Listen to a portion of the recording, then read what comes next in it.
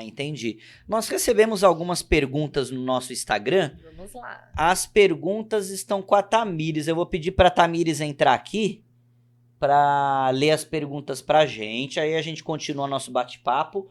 Mas para não, como o Instagram tá ficando pesado de pergunta, vou pedir para a Tamires vir aqui se sentar. Essa é a Tamires, nossa colaboradora. Gente boníssima. Tamires é uma grande amiga, ajuda muito a gente Tá em na todos Enjoy os cursos. Tamires está em todas. Oi, pessoal, boa tarde. Boa tarde, Prazer estar aqui com a Tamires. doutora Camila mais uma vez, com o Rafa. Obrigada, viu? Então, pode começar as perguntas? Fica à vontade. Então, a primeira pergunta é: como avaliar os riscos da cirurgia? Maravilha. Gente, toda cirurgia tem risco, tá? Sim. E isso é importante que o doutor fique esclarecido. E o paciente oncológico é um paciente de maior risco. O que é importante? Primeiro, entender qual é o tipo de tumor. Em quem que a gente vai mexer? Porque cada tipo de câncer, ele tem uma reação frente ao tratamento e frente ao animal. Então, o conhecimento de quem a gente vai mexer, e claro, se esse paciente não tem algum tipo de comorbidade, se ele é um paciente diabético, é um paciente hiperadreno, se é um paciente epilético, e o que esse câncer causa no organismo. Sim. Então, tem câncer que ele pode fazer liberação, que a gente chama de histamina, causar uma hipotensão na hora da cirurgia. Sim. Tem o paciente, tem o tipo de câncer que ele pode causar mais hemorragia, tem o câncer que pode causar uma alteração de coagulação. Então, entender aonde que a gente vai mexer, qual é o órgão, por isso que fazer os exames pré-operatórios são fundamentais.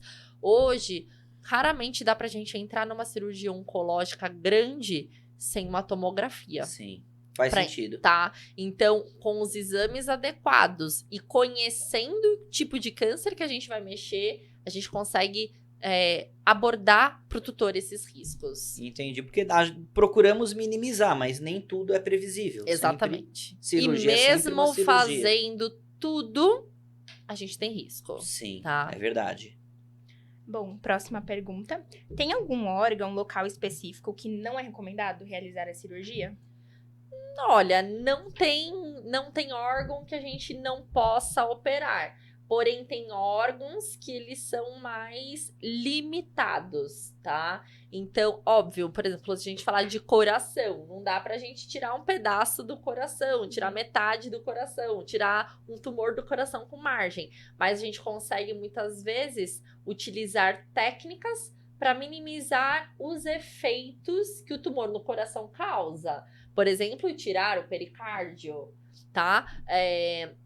Órgãos que são possíveis serem removidos, a gente pode tirar parte de lobos ou só o tumor, tá? Mas não tem órgão que a gente não possa mexer. Então, hoje a gente consegue, de alguma forma, sempre abordar o tumor em qualquer víscera que seja, tá? Entendi. Qual a porcentagem de sucesso nas cirurgias? Olha, pergunta difícil, né? Essa é difícil. Essa é difícil. É que assim, ó, depende muito se é um paciente que ele só tem esse tumor ou ele tem outras alterações. O tamanho do tumor, isso vai interferir bastante, tá? Óbvio, fazendo o planejamento, a gente tem uma taxa de sucesso aí superior a 90%. Isso é fato. Mas vai depender do grau desse tumor, de como esse paciente se encontra no momento da cirurgia, o quanto tempo que esse câncer tá lá. Porque eu falo assim Sim. também, não dá pra fazer milagre, Não né? tem que fazer. É o que eu falo. Às vezes o animal já chega numa situação que não... Não, às vezes já Às vezes peguei nem a tumor. cirurgia é viável, né? Já peguei tumor de 2 quilos, 3 quilos. E Sim. aí não tem milagre, né? Assim, a gente não consegue, né, trazer... Procuramos fazer tudo, mas às vezes não dá. Às vezes não dá. Então, o que eu falo, a gente consegue operar grande enquanto é pequeno, Sim. tá? Então, assim, quanto mais cedo a gente diagnostica e consegue intervir, melhor e mais chance de sucesso. Quando os tutores demoram muito, já tá avançado, aí a gente realmente fica mais limitado. Se estiver aderido numa vértebra, por Exato. exemplo, você vai abrir pra fazer uma biópsia e aí qual Isso. o procedimento, assim, abre e tá já aderido. Por numa exemplo, se a vértebra. gente pega, ou até, por exemplo, numa artéria, Tá envolvido por uma artéria. Muitas vezes a gente biopsia e vê se é possível algum tipo de tratamento só com químio, tá? Sim. Então, às vezes De repente acontece... escapa da cirurgia, né? Exatamente, às vezes não dá pra entrar em procedimento e aí a gente Sim. tem que tentar pelo menos De o uma outra tratamento clínico, Entendi. tá? Pode acontecer. Entendi. Próxima pergunta. Um lipoma sempre será benigno ou ele pode, ao longo do tempo, se tornar uma massa neoplásica? Perfeito, excelente pergunta. Então, assim, o lipoma, ele é um tumor de gordura benigno.